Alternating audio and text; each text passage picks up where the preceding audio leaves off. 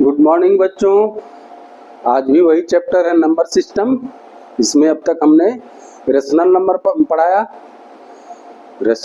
पढ़ाया। अब आगे देखते हैं क्या है। रेशनल नंबर में आपको 2 पॉइंट मिले, टर्मिनेटिंग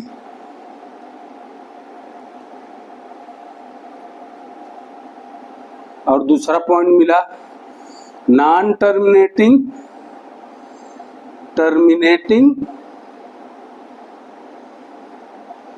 बट रिकरिंग यानी रिपीटिंग। हम इसमें 2 चीज संभव मिला।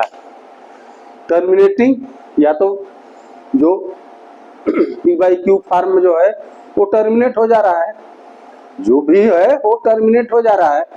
और दूसरा पॉइंट का हमको मिला नॉन टर्मिनेट नहीं हो रहा, लेकिन बार बार रिपीट हो रहा है। बार बार इसका डेसिमल एक्सपेंशन जो है बार बार रिपीट हो रहा है।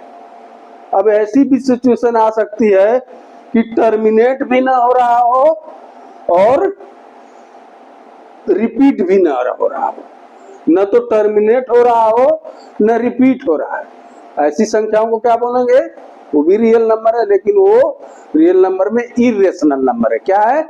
Irrational number. जैसे है √.2, √.3, √5 यानी सो मेनी, अनगिनत है। 1 प्लस √.2, 1 प्लस √.3 लाइक दिस। यानी कि जिसको हम P बाई क्यू के फॉर्म में नहीं लिख सकते वो कहलाती है irrational number. Irrational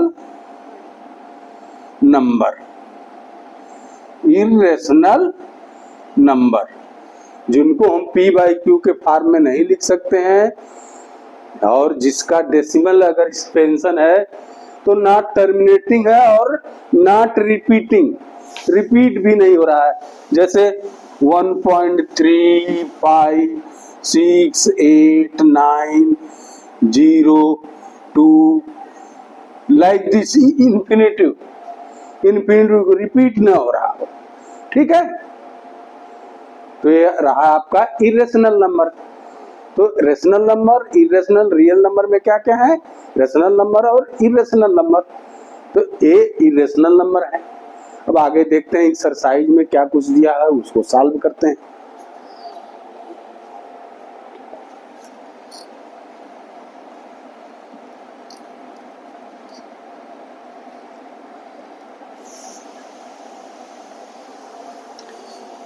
exercise 1.3, exercise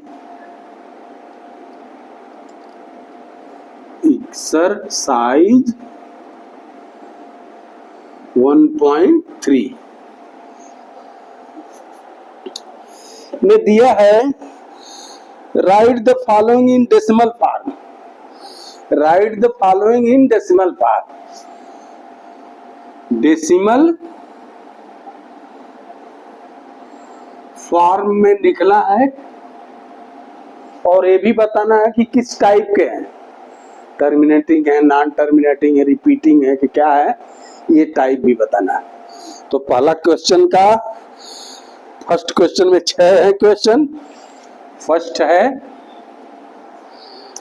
36/100, 36/100 यानी 100 से हम डिवाइड करें 36 को, देखें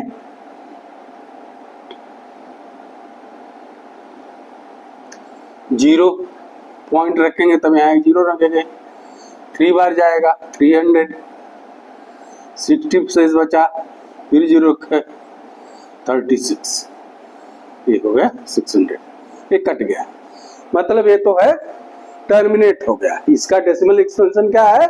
टर्मिनेटिंग टाइप। ठीक है, जहां रिमाइंडर कुछ नहीं बचा तो ये हो गया आपका टर्मिनेटिंग टाइप। ठीक है, अगला क्या है?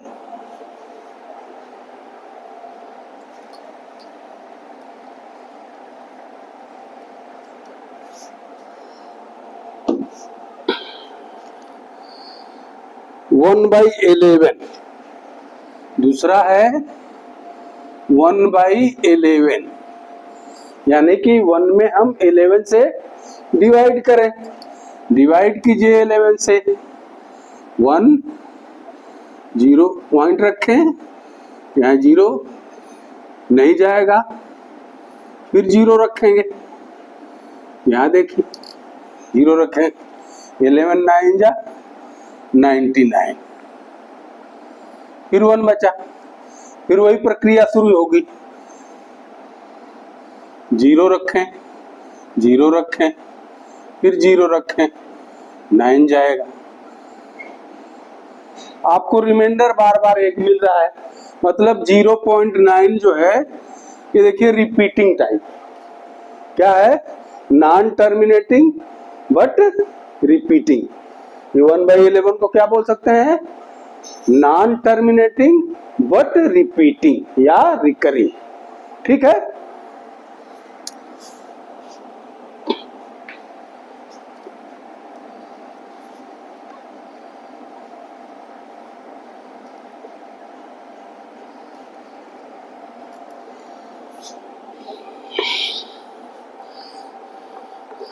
तीसरा क्वेश्चन है 4 1/8। थर्ड क्वेश्चन है 4 1/8। अब ये देखिए कंपोजिट नंबर है, ये इसको जो है हम पहले सिंपल फॉर्म में लाएंगे। सिंपल फॉर्म क्या होगा, 8 4 जा 32 + 1 33/8। ठीक, अब 8 से डिवाइड करेंगे 33 को, 8 4 जा 32, 1 शेष बचा, डेसिमल लगाइए, 0 करिए, 8 1 जा 8, 2 बचा शेष, फिर 0 लाइए, 8 2 जा 16, 4 बचा, 0 लाइए, 8 5 जा 40, 0 बच गया। यानी क्या हुआ, ये जो है हमको, ये भी क्या मिला है आपको, टर्मिनेटिंग टाइप, क्योंकि यहाँ कोई रिमाइंडर नहीं बच रहा है। जब कोई रिमाइंडर नहीं बच रहा है तो क्या है, टर्मिनेटिंग टाइप। ठीक है, अगला क्वेश्चन देखते हैं।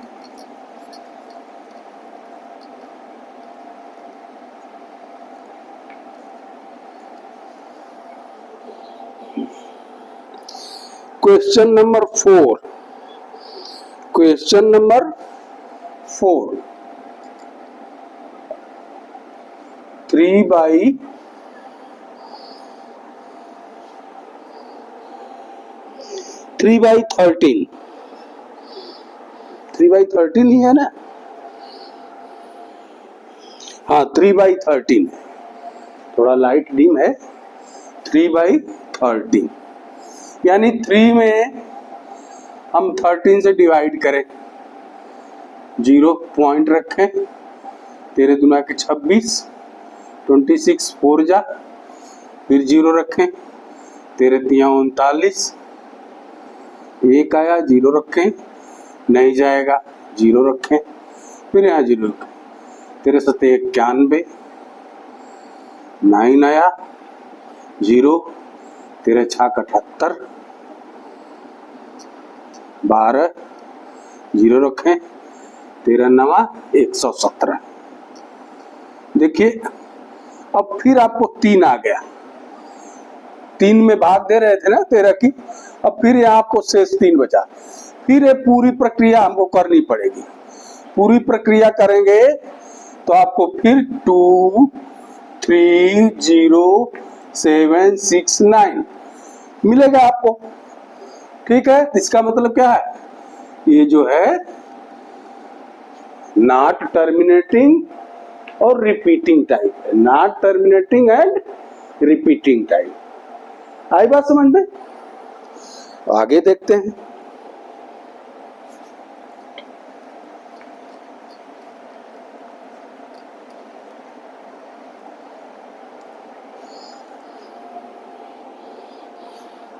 Question number 5th, question number 5th है 2/11।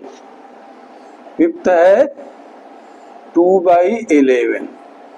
2 में 11 से डिवाइड करते हैं, 0 पॉइंट रखें, 0, 11 1 जा 11, 9 से बचा 0 रखें, 11 8 जा 88, 2 बचा शेष, फिर 2 आया, फिर इसका मतलब फिर 0 रखे, फिर 1, 18, अरे 18 11,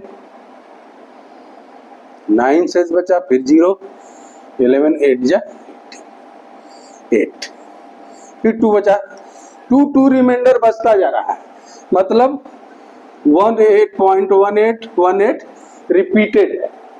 क्या है ये? Non terminating but repeating. ठीक है, अब अगला देखते हैं क्वेश्चन।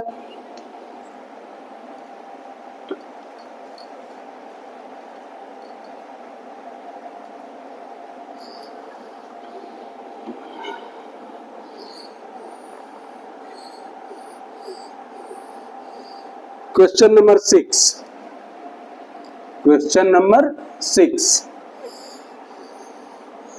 329 by 400। अब इसको देखिए थोड़ा सिंपल कर लेते हैं ताकि भाग देने में आसानी हो। इसको लिख सकते हैं 329 by 4 into 100। पहले 4 से डिवाइड करके निकाल लेते हैं, फिर जितना भी क्वोटेंट आएगा उसमें 100 से डिवाइड कर देंगे, आसानी से आ जाएगा। 4 से भाग देंगे 329, 329, तो देखिए 4 8 जा 32, कट गया, 9 उतारिए, 4 2 जा 8, 1 पॉइंट डालिए 0, 4 2 जाए 8,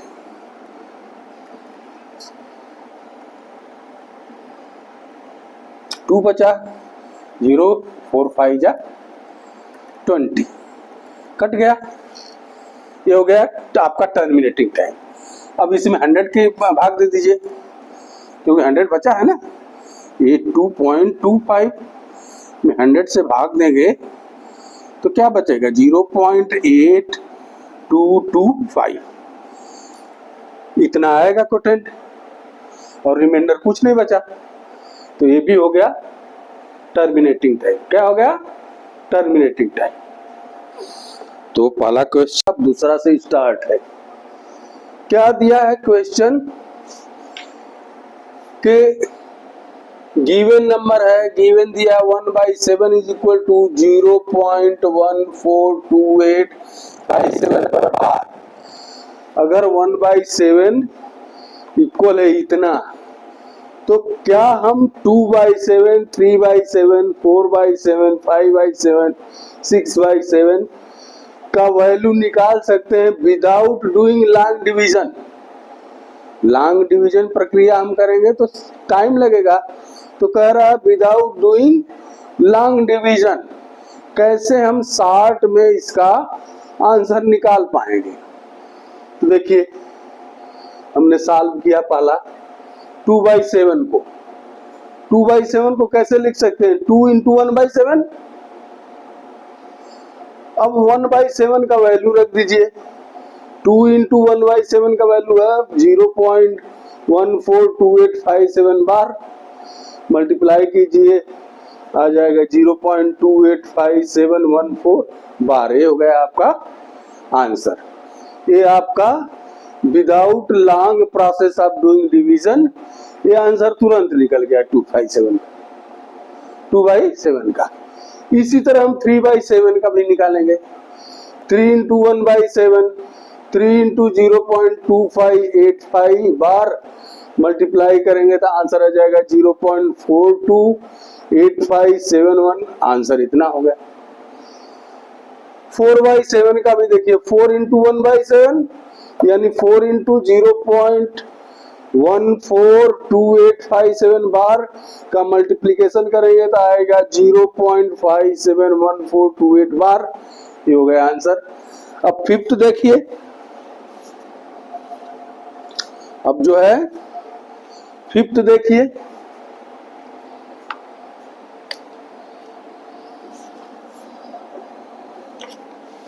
5/7, 5/7 को लिख सकते हैं 5 इंटू 1/7, तो हो जाएगा 5 इंटू 0.142857 बार इज इक्वल टू हो जाएगा आपका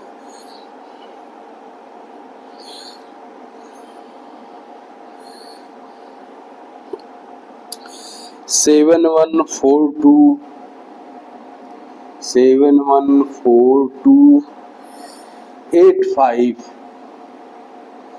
बार। ये हो जाएगा आंसर। क्या हो जाएगा आंसर? देखिए 5/7 को लिख पाएंगे 5 इंटू 1/7 यानी 5 इंटू 0.142857 बार का मल्टीप्लीकेशन करेंगे तो आएगा 0.714285 बार। ये हो गया आंसर। इसमें लास्ट बचा 6/7 यानी 6 मल्टीप्लाइड बाई 1/7 यानी ये हो गया 6 इंटू 0.142857 बार का मल्टीप्लाई करेंगे तो एक आ जाएगा 857142, 857142 बार। ये हो गया आंसर। आई बात समझ में? ये हो गया आपका आंसर। ये फिफ्थ हो गया, सिक्स्थ हो गया। लगता है, हमको लगता है सभी आप लोग समझ गए होंगे। ठीक है, अब अगला प्रश्न देखते हैं।